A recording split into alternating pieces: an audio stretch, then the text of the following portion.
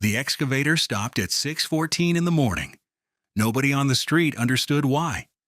The machine had been running all night, chewing through wet concrete beside the unfinished subway retaining wall while generators hummed against the dark. Then the operator climbed down, looked toward the chain link fence, and took off his hard hat without saying a word. Across the street, sitting in a rusted folding chair beside a dented red toolbox, an old man watched the site with his hands folded over a cane. He did not wave. He did not stand. He only looked at the broken section of pavement where steam drifted upward through the rain. Behind him sat a narrow wedge of land no bigger than a convenience store parking lot. The city had tried to buy it 3 times. The transit authority had tried twice more. A contractor had called it worthless. But the entire subway extension now ended at its edge like a severed artery. Workers stood motionless around the cavity in the street while supervisors argued into phones. 11 minutes passed before the first police cruiser arrived. 26 before someone from the mayor's office stepped out of a black SUV. The old man remained seated through all of it.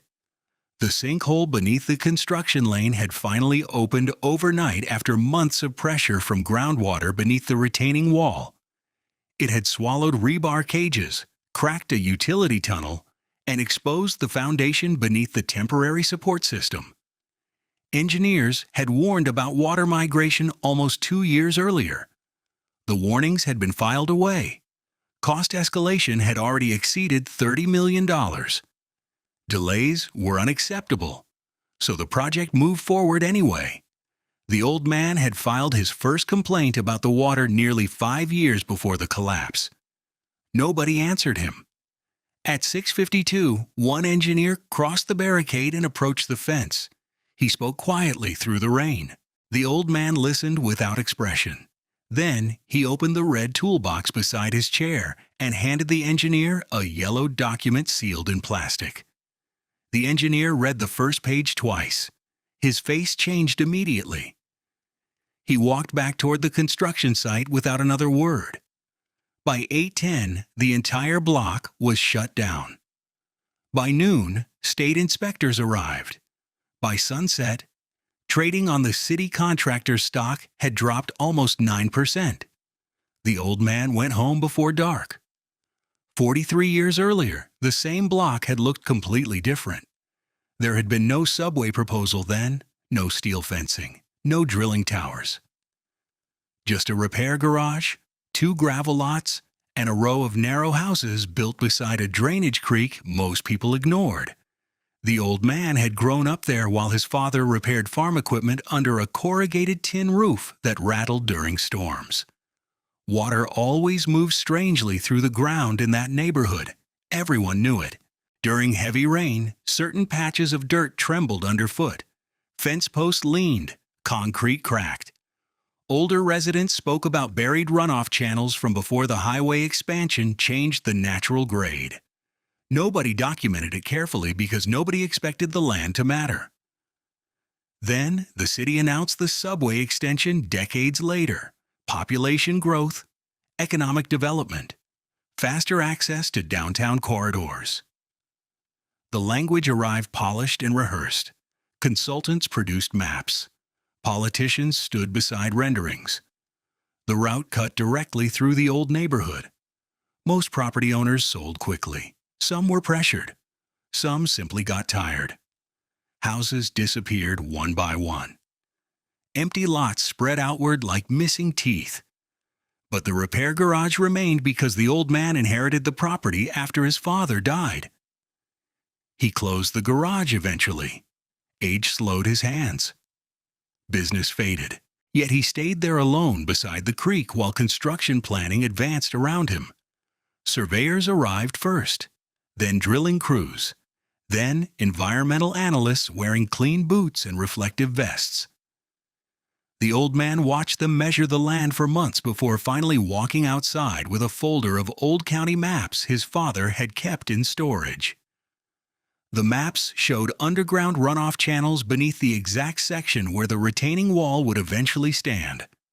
A consulting engineer glanced at them for less than 30 seconds before handing them back. Digital surveys had already been completed. Modern soil scans showed no major issue. The old man tried again during a public hearing. Nobody interrupted him. Nobody mocked him. They simply moved on. Minutes later, another speaker discussed parking access and received more attention. Construction approvals passed unanimously 3 months later. Work began the following spring. The old man started documenting everything after that. Every vibration, every crack in the asphalt, every patch of standing water near the excavation perimeter. He photographed drainage seepage during storms. He recorded timestamps. He mailed complaints through certified letters.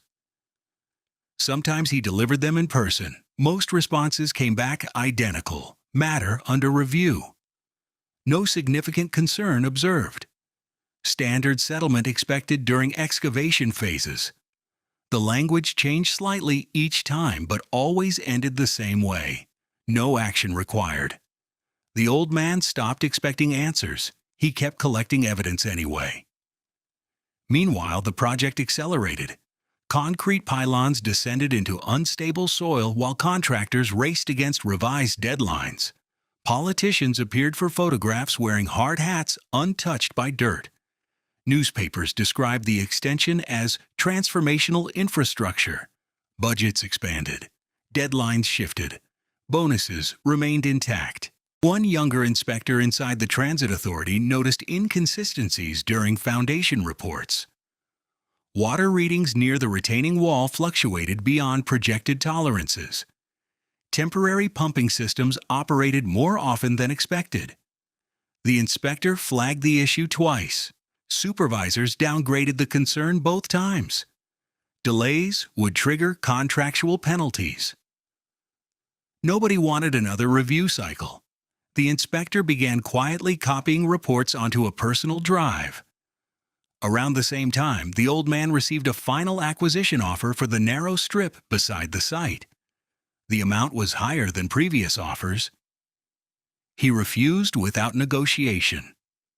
2 weeks later, the city initiated a pressure campaign through zoning enforcement. Inspectors cited minor code violations around the old garage: storage limitations, fence height, drainage runoff.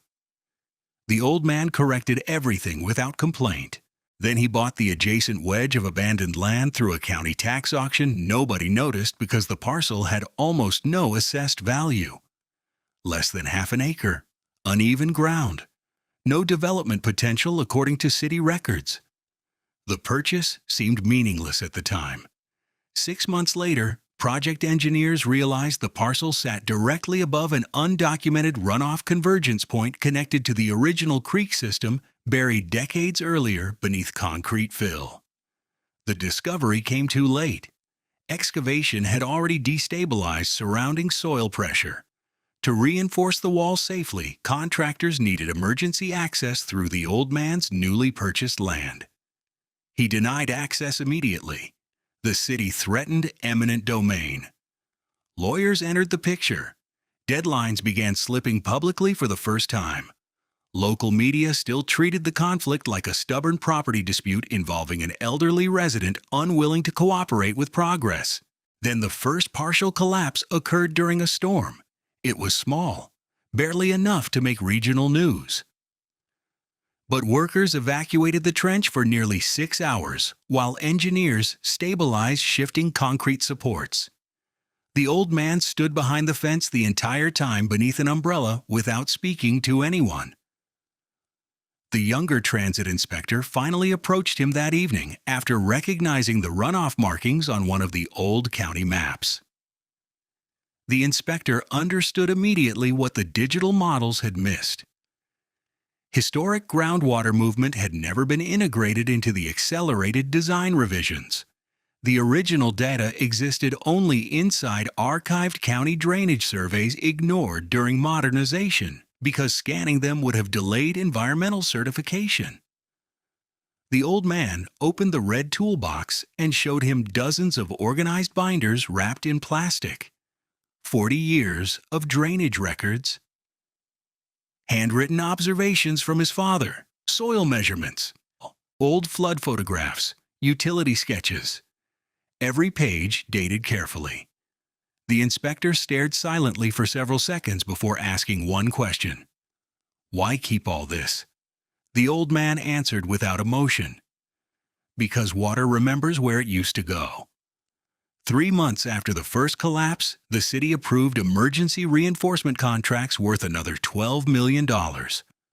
Publicly, officials described the issue as isolated settlement pressure caused by unusual rainfall. Internally, engineers understood the problem ran deeper.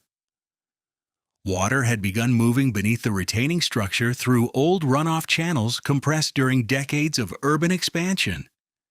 Every attempt to redirect pressure created instability somewhere else. Pumps worked constantly. Concrete cracked repeatedly. Night crews filled fractures before morning inspections. The project no longer moved forward smoothly. It lurched, stalled, recovered, then stalled again. Still, officials pushed ahead because abandoning the extension after billions in regional investment promises would become political suicide. The old man watched all of it from across the fence line. He rarely spoke. Workers started noticing him each morning beside the red toolbox and folding chair. Some joked about him quietly. Others avoided eye contact completely. The older laborers understood him better than management did. They recognized the posture. A man who had already decided he could outweigh everyone. Rain arrived heavily that autumn. Water pooled around the excavation perimeter faster than drainage crews could clear it. At 2:17 one morning, a support trench flooded almost waist-deep after underground seepage breached a temporary barrier wall. Nobody died, but 2 workers suffered injuries escaping the collapse. The event triggered another inspection review. Once again, officials minimized the danger publicly. Once again, deadlines shifted instead of stopping entirely. The younger inspector inside the transit authority became increasingly alarmed after reviewing archived geological overlays beside the old county maps. The discrepancies were undeniable now. Entire sections of groundwater movement had been excluded from final construction modeling because early consultants categorized the old runoff system as inactive. It was not inactive. It had merely been buried beneath urban fill and pressure for decades. Excavation reopened pathways underground like reopening veins beneath concrete. The inspector brought the evidence to a supervisor during a closed technical review. The supervisor listened carefully before closing the folder. Then he said the sentence that stayed with the inspector afterward. "We are too far into this to start over." That same week, the old man received another legal notice regarding access to the adjacent parcel he purchased during the tax auction. Emergency crews needed temporary entry to install pressure relief infrastructure. Compensation would be provided later. The old man refused again through a handwritten response delivered by certified mail. The city escalated immediately. Editorials appeared describing him as obstructionist. Radio hosts mocked him. One contractor publicly blamed a single stubborn landowner for delaying public transportation improvements benefiting thousands. The old man did not respond to any of it. Instead, he continued photographing runoff patterns after storms and recording vibration times from excavation blasts. Then winter arrived early. Frozen ground masked the instability temporarily. Project leadership celebrated visible progress for the first time in months. Tunnel boring resumed beneath the eastern section. Investors relaxed. Politicians returned for staged site visits. News coverage improved. The old man remained seated across the street through every ceremony. At one event, the mayor shook hands beside a concrete wall already showing hairline fractures hidden beneath fresh sealant. The younger inspector saw them immediately. So did several laborers. Nobody mentioned them aloud. The inspector finally contacted an outside geotechnical researcher from a nearby university after exhausting internal channels. The researcher specialized in historical water displacement beneath aging industrial districts. At first, he dismissed the concerns as routine construction conflict. Then, he reviewed the archived county maps and pressure reports together. His expression changed slowly while comparing timelines. By the end of the meeting, he asked for copies of everything. 2 weeks later, he produced an independent assessment estimating severe subsurface migration risk beneath the retaining corridor. If pressure continued building unchecked, progressive structural failure could occur across adjacent support zones. The Transit Authority ignored the assessment publicly because it lacked formal contractual standing. Privately, executives panicked. Emergency meetings multiplied overnight. Insurance representatives appeared on site daily. Contractors demanded liability protections before continuing reinforcement work. Through all of it, the old man stayed silent. Then one cold morning in February, workers arrived to discover orange paint markings crossing the edge of the old man's parcel. Survey stakes had been planted overnight by a subcontractor preparing unauthorized access staging. The old man removed every stake before sunrise and stacked them neatly beside the fence. By afternoon, police officers arrived to warn him against interfering with municipal operations. He listened politely. Then he handed them copies of his property deed. The officers left after 30 minutes without further action. The incident spread online quickly because a laborer recorded part of the exchange on his phone. Suddenly, the story stopped looking simple. Questions emerged about why the city needed emergency access so badly if the project remained structurally sound. Independent journalists started reviewing public records.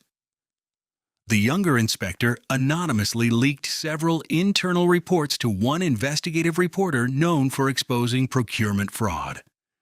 Within days, the narrative changed completely.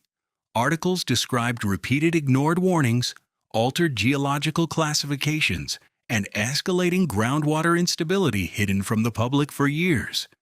State oversight agencies requested documentation. Opposition politicians demanded hearings. Construction slowed again. Then came the silence. No announcements, no ceremonies, no confident press conferences. Only generators humming through wet nights while crews worked behind barriers under portable floodlights. Workers noticed supervisors arguing more often. Engineers stopped making eye contact during shift changes. Some contractors quietly transferred equipment off-site before formal orders arrived. The old man continued showing up each morning at nearly the same time carrying the red toolbox. Nobody mocked him anymore. One laborer eventually asked what was inside the box. The old man answered simply, the part they forgot. Weeks later, the investigative reporter finally convinced him to speak on record inside the old repair garage. Dust covered unused tool cabinets while rain tapped the metal roof overhead. The old man spoke slowly, never raising his voice. He described how the creek once flooded naturally through underground gravel channels before road expansions redirected pressure beneath the neighborhood. He explained how older builders avoided certain sections of land because foundations shifted unpredictably there after heavy storms.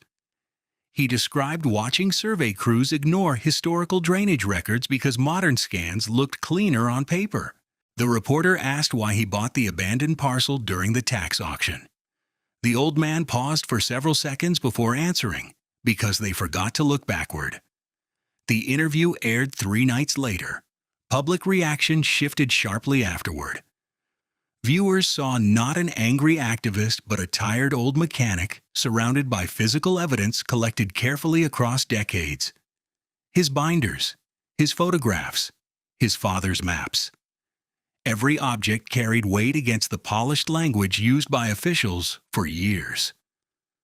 Sympathy spread quickly. The city responded defensively, insisting all engineering decisions followed accepted standards. But confidence had already cracked. State investigators arrived with independent drilling crews before spring. Soil cores confirmed extensive subsurface water migration beneath the retaining corridor. Several support zones showed long-term erosion patterns inconsistent with official stabilization reports. Emergency work orders halted major excavation activity immediately. Contractors began blaming subcontractors. Subcontractors blamed consultants. Consultants blamed incomplete historical records. Everyone moved responsibility sideways while the old man sat quietly beside the fence, watching pumps drain muddy water from beneath the site day and night.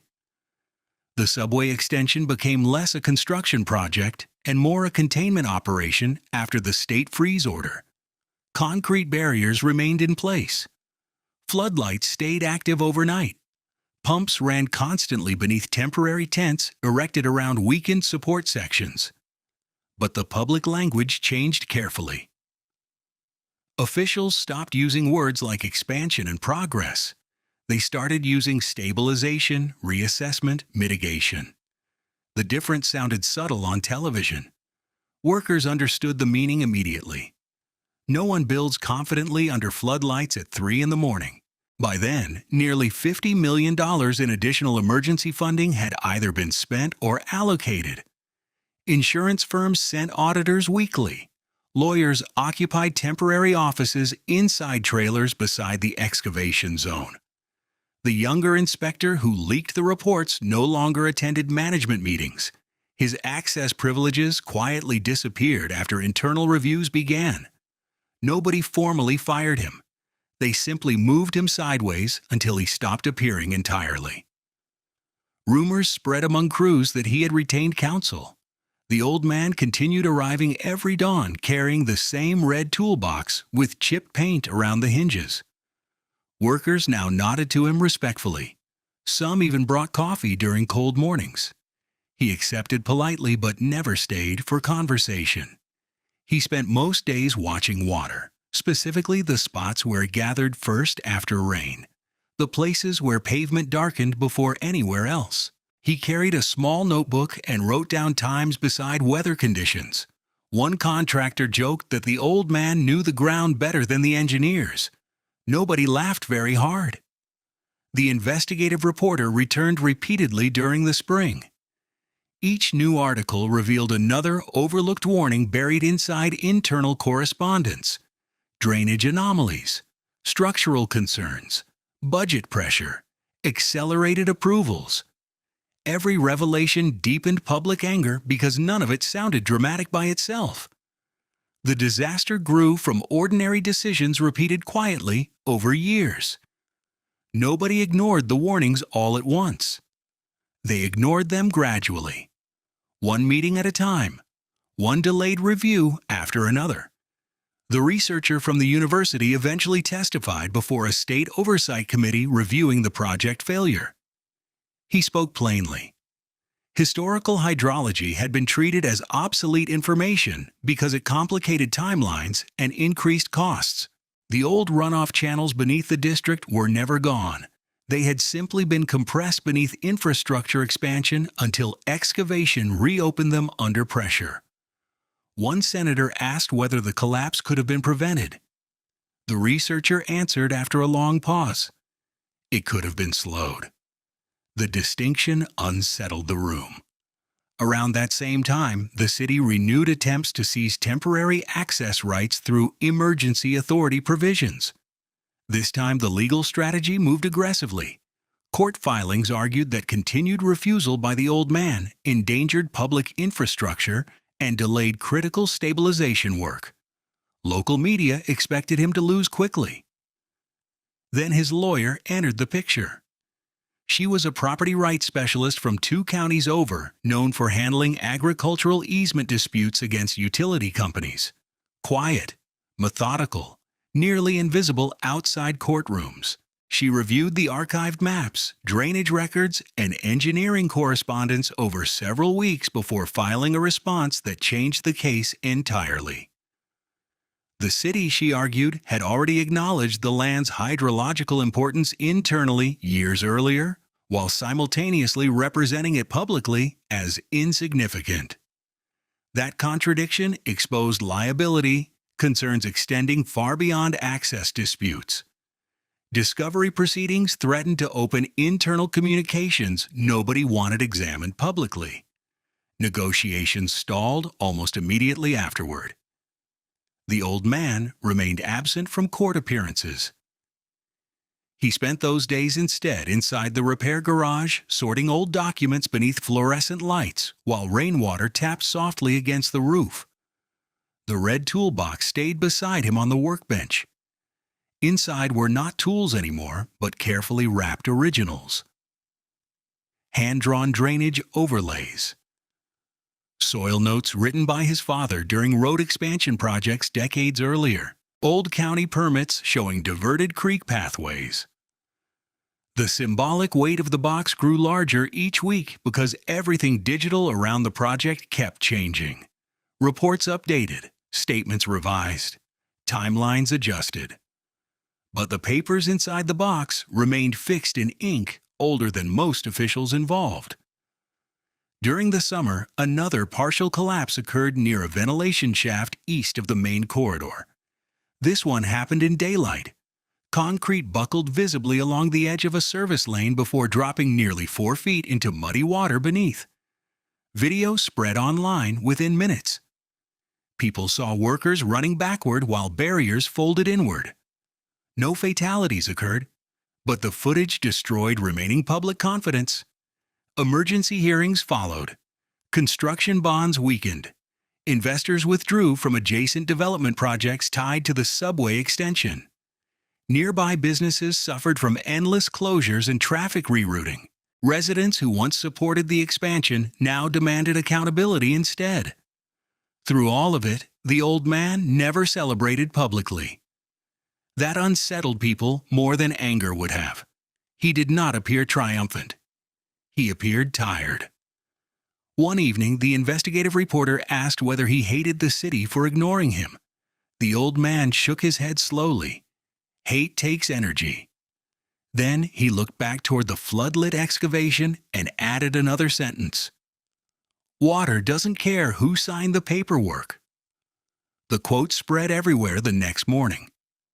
Meanwhile, the younger inspector finally testified privately before state investigators under legal protection agreements. His testimony confirmed internal pressure to avoid reassessment delays despite worsening groundwater data. Executives denied wrongdoing publicly, but emails eventually surfaced, showing repeated concern over political fallout if major redesigns interrupted construction schedules. The scandal widened beyond engineering failure into institutional credibility collapse. Several senior officials resigned before formal findings released. Contractors filed lawsuits against consultants.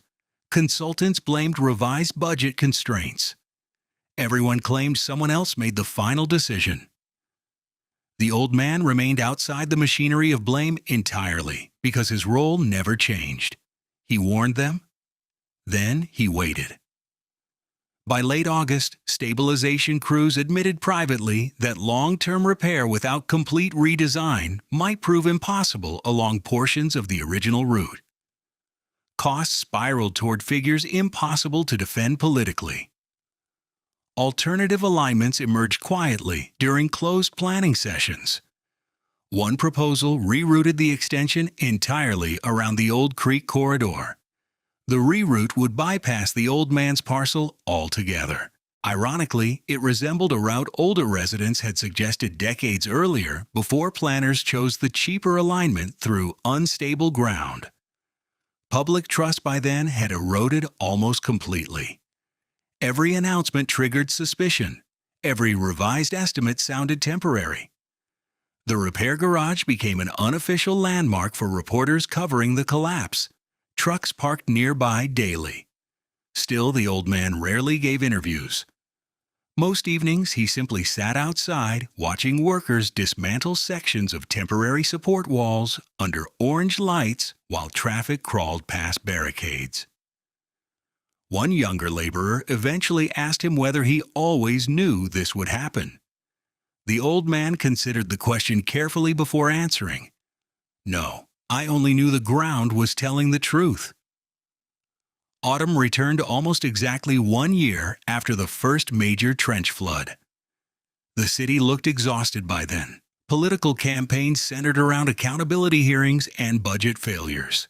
Residents complained constantly about road closures, lost business, and endless noise from stabilization pumps. What had once symbolized progress now represented waste. Yet beneath the public anger sat something quieter and more unsettling. People realized the disaster had not emerged from one spectacular act of corruption or one dramatic villain. It came from ordinary institutional momentum, deadlines, pride, financial pressure, the belief that modern systems no longer needed memory carried by older hands. The old man understood that long before anyone else did. He never tried stopping the subway because he hated change. He tried stopping blindness disguised as efficiency. One cold morning near the end of October, state engineers finally recommended permanent suspension of the original corridor. The retaining structure could not be guaranteed safe without reconstruction costs exceeding politically viable limits. The announcement arrived without ceremony. No speeches, no banners. Just a PDF uploaded before dawn and several quiet interviews by exhausted officials. Workers began removing equipment gradually over the following weeks. Cranes disappeared first, then drilling towers, then temporary trailers. The floodlights remained longest because water still moved beneath the ground even after excavation stopped. It kept traveling through buried channels older than every official report written about the project. The old man watched the dismantling process silently from his folding chair. Day after day, the machinery withdrew piece by piece until only barriers and scarred pavement remained. The first demolition crew arrived before sunrise on a Monday in November, not to build, to erase. Temporary retaining walls that once represented progress now had to come down carefully because groundwater pressure behind them remained unpredictable. Workers moved slower during dismantling than they ever had during expansion. That detail stayed with everyone who witnessed it. Speed had created the crisis. Caution arrived only after failure became public. The old man watched from across the street while steel sections lifted slowly into gray morning fog. Some laborers who had spent nearly 3 years on the project no longer recognized the place. Layers of concrete had been poured, reinforced, cracked, patched, and removed so many times the site looked exhausted.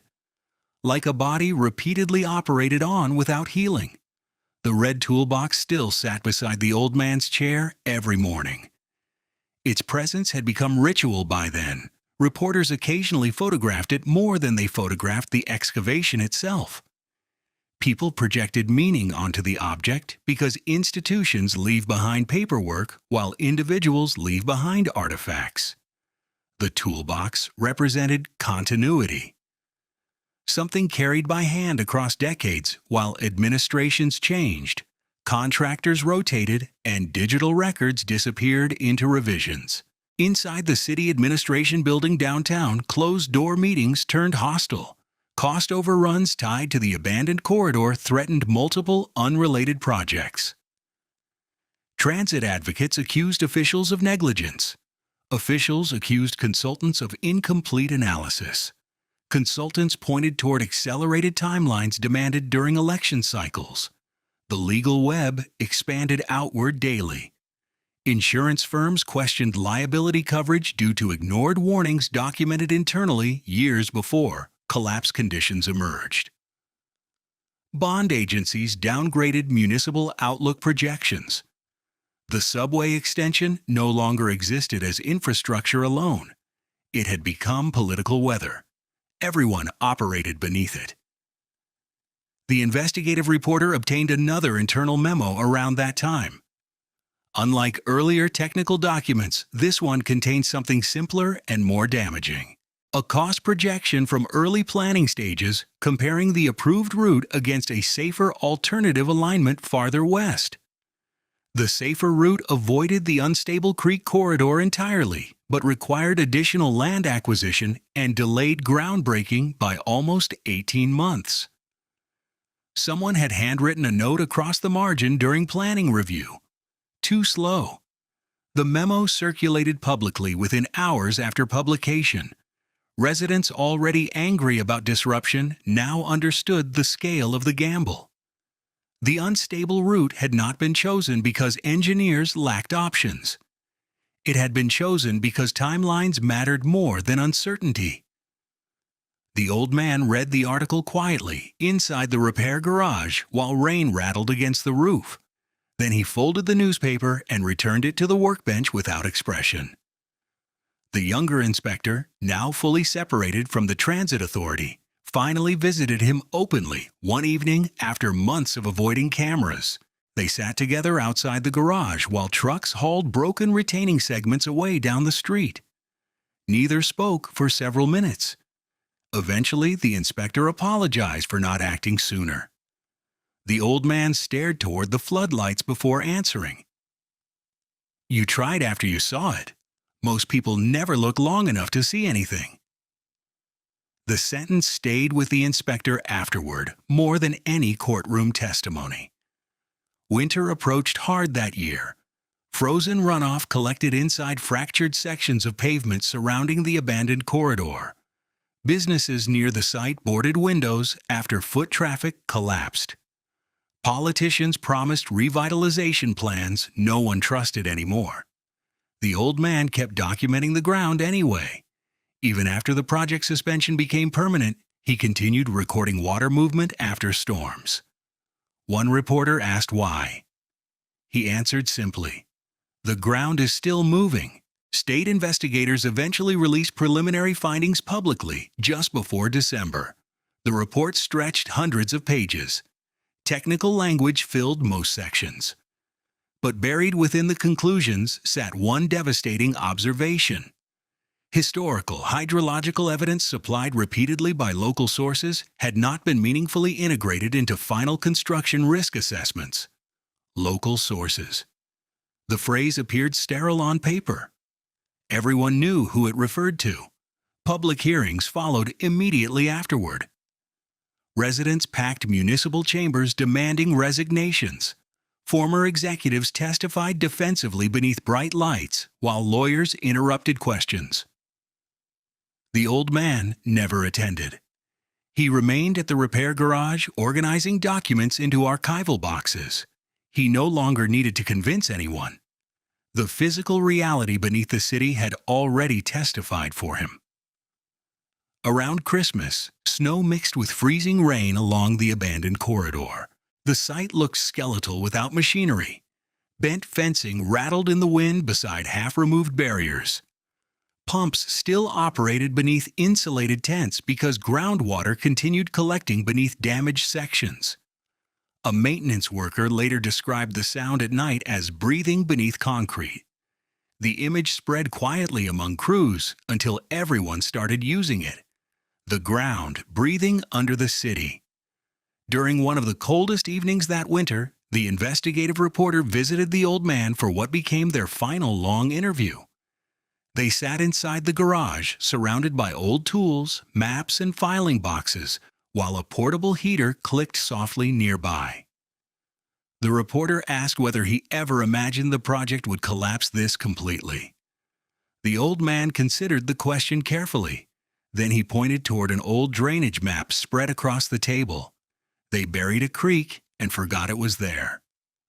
After a moment, he added another sentence. "People think forgetting changes things. It does not."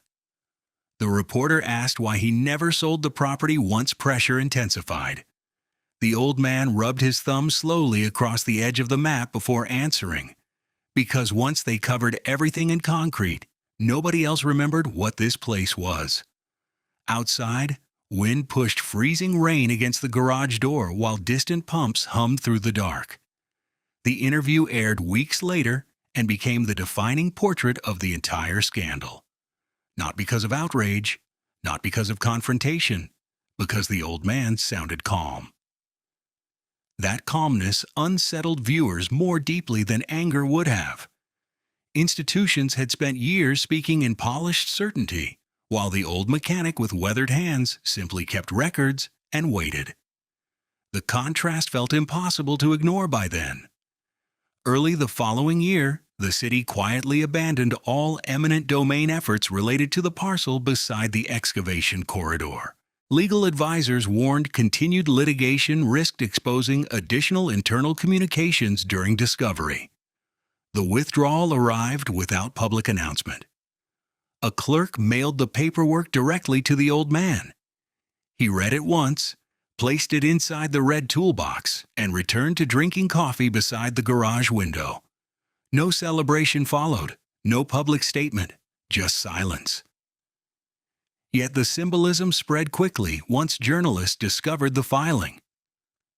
The city that once dismissed his land as worthless had spent years trying desperately to reach it after destabilizing the ground around it.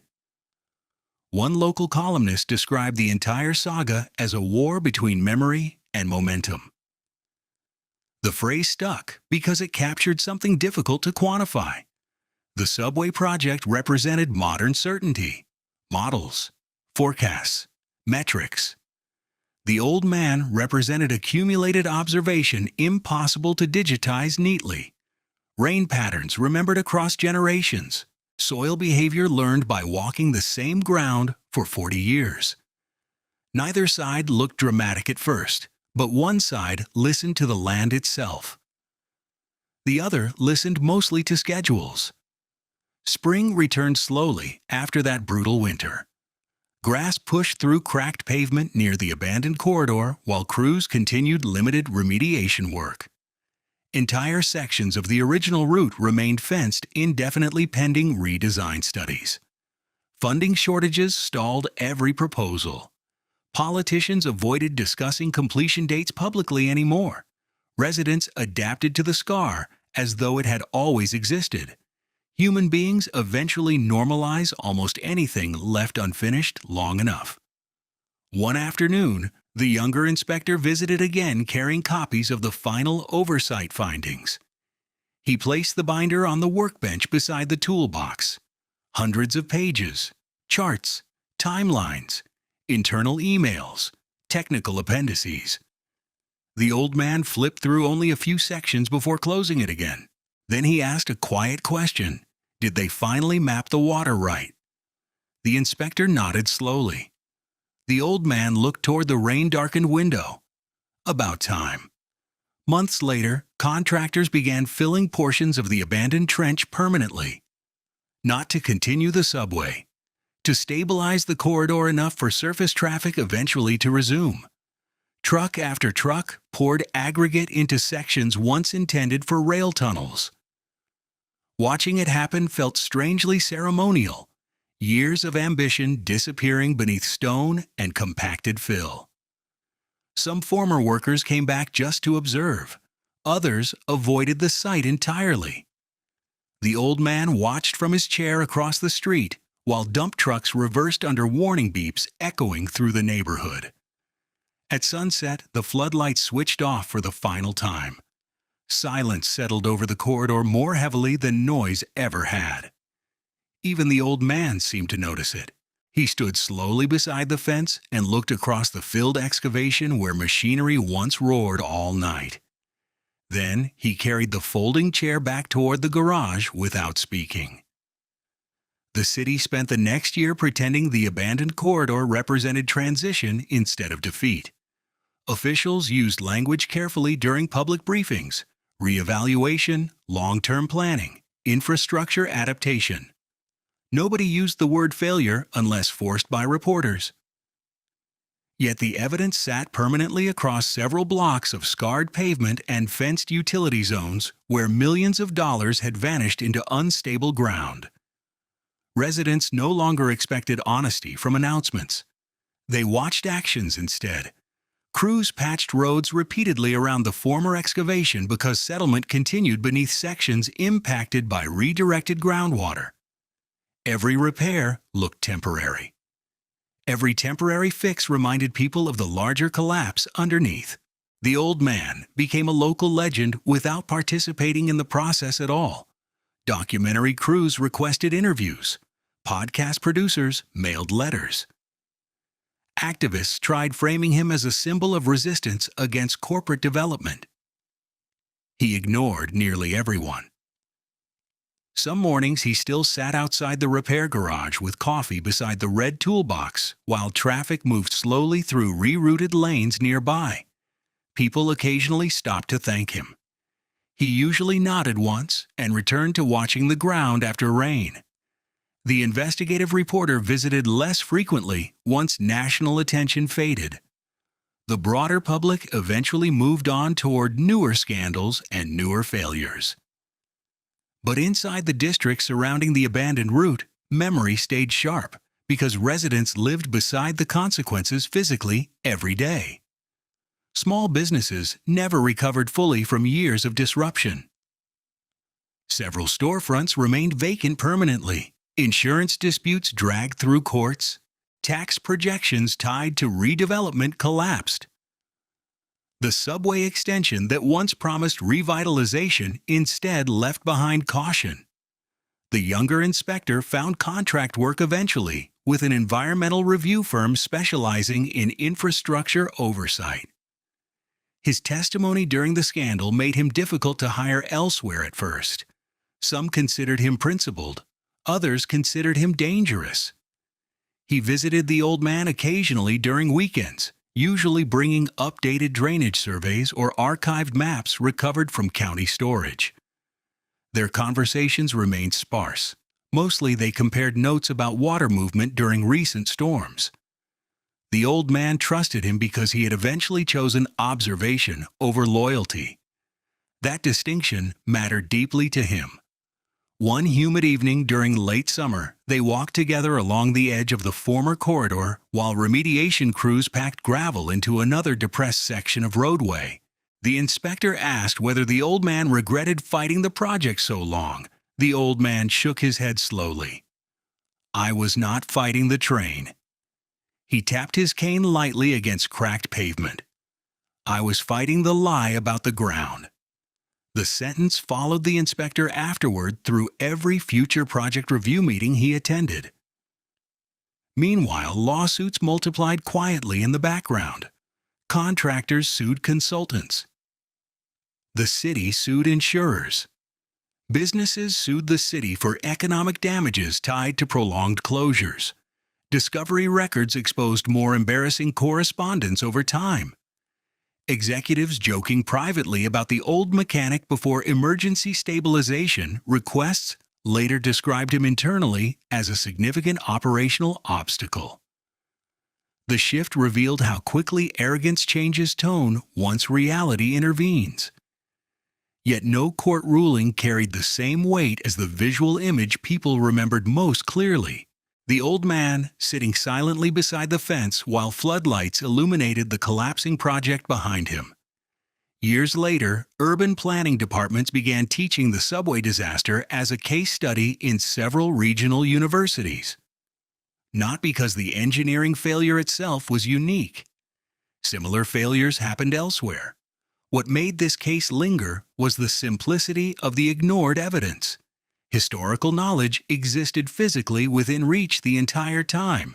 Local records, older maps, long-term observation from residents who understood the land through repetition instead of software. None of it fit neatly into accelerated planning culture obsessed with efficiency metrics and compressed schedules. The disaster exposed a blind spot larger than one construction project. It revealed how modern systems often mistake archived information for obsolete information. During one lecture at the university, the geotechnical researcher summarized the issue bluntly. Infrastructure fails physically long before institutions admit failure psychologically. Students wrote the sentence down carefully. Outside the classroom, the abandoned corridor still settled gradually beneath changing weather. The old man aged noticeably during those years. His hands shook more often while lifting coffee cups. Walking across the garage floor took longer. Yet he continued maintaining the property methodically. He repaired gutters, cleared drainage channels, organized boxes of records. The red toolbox remained near the workbench, paint fading further each season. Reporters occasionally asked what he planned to do with all the documents eventually. He answered the same way every time. Put them where someone can still find them. In early autumn, nearly 4 years after the first major collapse, the city unveiled a redesigned transit proposal using an alternative alignment west of the original corridor. Officials emphasized lessons learned and expanded environmental review procedures. Public response remained muted. Nobody trusted renderings anymore. The new route intentionally avoided the buried creek system entirely, even though doing so increased acquisition costs dramatically. During the announcement, one journalist asked whether historical hydrology studies influenced the redesign process. The lead planner hesitated briefly before answering yes. The hesitation itself told the story better than the statement. That evening, the investigative reporter visited the old garage again, carrying copies of the new route maps. They spread the documents across the workbench beside old drainage overlays from decades earlier. The alignment curves matched almost perfectly with paths older residents had recommended before construction ever began. The reporter looked up slowly. They finally listened. The old man stared at the maps for several quiet seconds before responding. No, the ground made them listen. Rain started outside moments later, tapping softly against the roof, while water moved through channels beneath the neighborhood exactly as it always had. The city had changed around those pathways repeatedly across generations. Roads widened, buildings rose, concrete spread outward. Yet underground movement followed older memory untouched by political terms or funding cycles. The old man understood that better than any consultant ever did because he spent his life paying attention without assuming control. One winter morning not long after, a maintenance crew repairing drainage grates near the former corridor uncovered fragments of the original creek bed beneath layers of fill and concrete. Rounded stones, packed gravel, dark soil saturated with slow-moving water. The workers photographed the discovery before covering it again. One of the photos eventually reached the old man through the younger inspector. He studied it quietly inside the garage before placing it carefully beside his father's old maps. Evidence meeting evidence across decades. Later that same week, the city officially settled several remaining lawsuits connected to the abandoned project without admitting liability. The settlement amounts stayed confidential. Public attention barely noticed anymore. Time had reduced the scandal from breaking news into civic folklore. But older residents still discussed it during storms when water collected near patched sections of road. They remembered the warnings. They remembered the floodlights. They remembered the old mechanic sitting silently beside the fence, while officials insisted everything remained under control. Near the end of that winter, the investigative reporter published a final long retrospective tracing the entire chronology from early planning meetings to the corridor abandonment. The article ended not with political fallout or financial numbers, but with a simple image. The old man closing the red toolbox at dusk after another rainfall while pumps echoed faintly in the distance. Readers responded strongly because the scene carried no dramatic victory, only endurance, quiet observation surviving institutional momentum. The reporter later admitted that was the hardest part for audiences to process. There was no mastermind, no revenge scheme. The old man never outsmarted the city through manipulation. He simply refused to abandon what he knew, while everyone else rushed forward pretending certainty existed where it did not.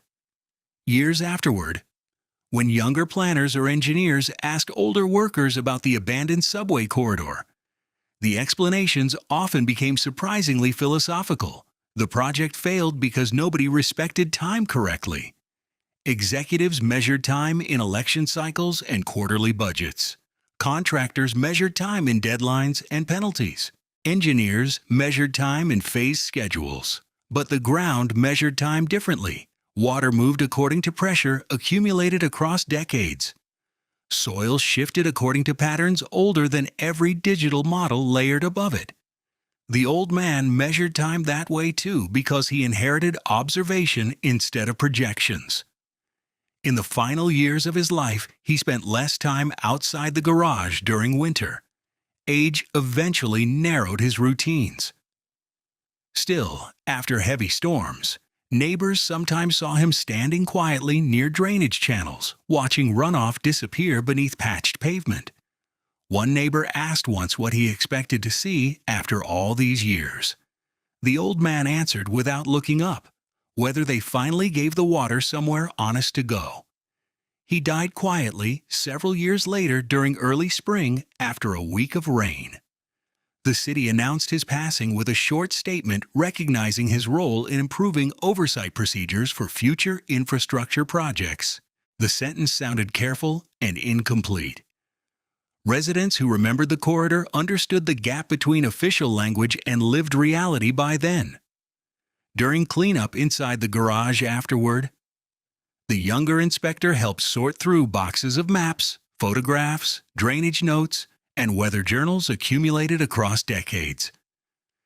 Inside the red toolbox, they found the original county overlays wrapped carefully beside the final eminent domain withdrawal notice. At the bottom sat one small handwritten card in fading ink. Water remembers. Nothing else written. Just that. The inspector stood holding the card while rain tapped softly against the roof overhead. Outside, traffic moved across repaired roads built above buried channels still carrying groundwater silently beneath the city. Most people passing through the district no longer knew exactly why the original subway corridor had been abandoned. New developments eventually covered portions of the scar. Trees grew back along sections once fenced with floodlights and barriers. Time layered itself over failure the same way concrete once covered the creek. But underneath, the older pathways remained. They always remained. That was the lesson the city learned too late. Progress built without memory eventually collapses under the weight of what it refuses to see. And sometimes the only person willing to say that aloud is an old mechanic sitting quietly beside a red toolbox while an entire machine grinds itself apart behind him.